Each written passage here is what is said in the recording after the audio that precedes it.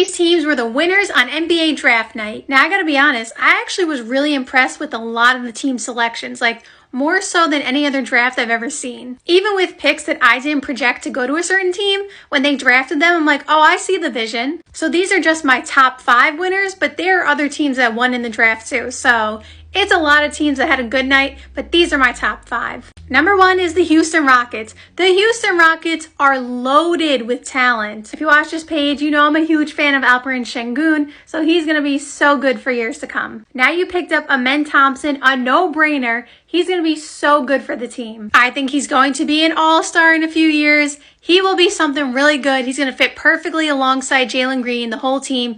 It is an awesome fit. Great pickup by the Rockets. And then they lucked out. They got Cam Whitmore at 20. He was projected to be like a top 5 pick, and he fell all the way to 20. Now, regardless of what the reasons are, as to why he fell, the Rockets didn't have to do anything. They didn't have to trade any picks to get Cam. We'll see how it turns out. But the fact that they got a potential top 5, prospect at 20 and didn't have to trade up to get him, it was a no-brainer to take him there. It's a low risk, high reward. So they literally got 2 top 5 prospects with the 4th, and the 20th overall pick. That's insane. The Rockets won. Plus, Cam is the exact position that they needed. Now, I like Jae'Sean Tate. I like his game, but they needed another small forward, especially to, build around their timeline. And Cam Whitmore was there. What a win for the Rockets. It's a good time to be a Rockets fan. The second winner on draft night are the Pacers. Now, the Pacers had 1,000 picks. So, it's kind of hard to lose when you get so many opportunities to draft. But the main reason I picked them as the winner, besides their later picks, is the first pick they made for Jarris Walker. Now, I did a whole live stream on the first round of the NBA draft before it happened, my projections and who I thought each team should take. And I was saying the Pacers should definitely take Jarris Walker. It's a perfect fit. And they took him, so that is why they won the trade, because I think not only is he a perfect fit, he's going to have immediate impact, and he's just going to be a really good player. I'm glad that they didn't overthink it and just, took somebody else. He was the clear answer for them, and they took him. So this is a win. Besides their other picks, they made other good choices as well, so shout out to them. Number 3 is the Nets. Don't sleep on the Nets draft night choices. They made 2 amazing choices. Noah Clowney is kind of like Nick Claxton 2.0. I'm not going to say they play exactly the same, but Noah Clowney will fight for every rebound, hustle for loose balls, protect the rim, defense, stuff like that. It's going to be hard to score on those 2 when they're out there together. The Nets made a really good choice. Them together, oof, that's tough. Now, I projected them to take Jordan Hawkins because he is a very good shooter and he could be kind of their Joe Harris replacement. But he was already gone by that point. But they were smart and they took Derek Whitehead, who, if you know, he was supposed to be a top prospect, but injuries and stuff like that held him back. He had foot surgery about a month ago. But if he's healthy, what a steal that will be, because he shot 42% from 3. Great shooter. They made sure to take a shooter in addition, I said they were going to. So the Nets made 2 awesome choices, and it just goes perfectly alongside what they're doing, partially rebuilding, but partially trying to fill in the gaps that they need. So I think they had an awesome draft. Miami got the perfect player to fit Miami culture, Heat culture. He's going to fit in right away. He's NBA ready. Miami got a steal in the draft for what they needed. He literally fits everything they need. Then for Denver, they got Jalen Pickett at 32. I thought that was a steal in the draft. I don't think a lot of people actually have seen Jalen Pickett play or know much about him.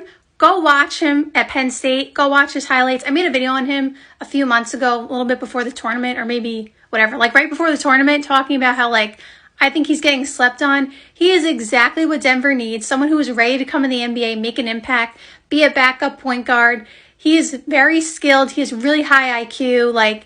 You need to watch his game because he is someone who will make a nice impact on Denver, I'm telling you, especially given the fact with the new CBA, Denver went the route of drafting older players, quote unquote, even though they're not old, but seniors are considered old, older players who can make an immediate impact.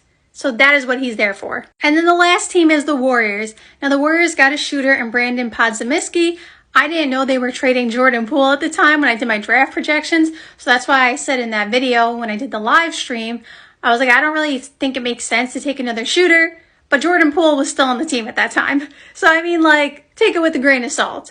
Good shooter, that's a good pickup. But the real steal in the draft for them was Trace Jackson Davis at 57. He was supposed to be a first-round pick, literally a first-round pick, and he fell to be the second to last pick in the draft. That is a steal. He is also a senior. So again, by NBA standards, he's considered old. So even though he's not old, that's why partially probably why he fell in the draft and whatever. But the point is, he is a versatile big.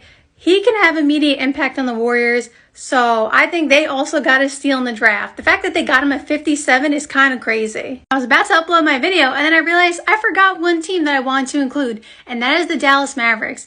The Dallas Mavericks were looking like they were in a tough predicament, that they really weren't going to be able to get what they wanted for the pick.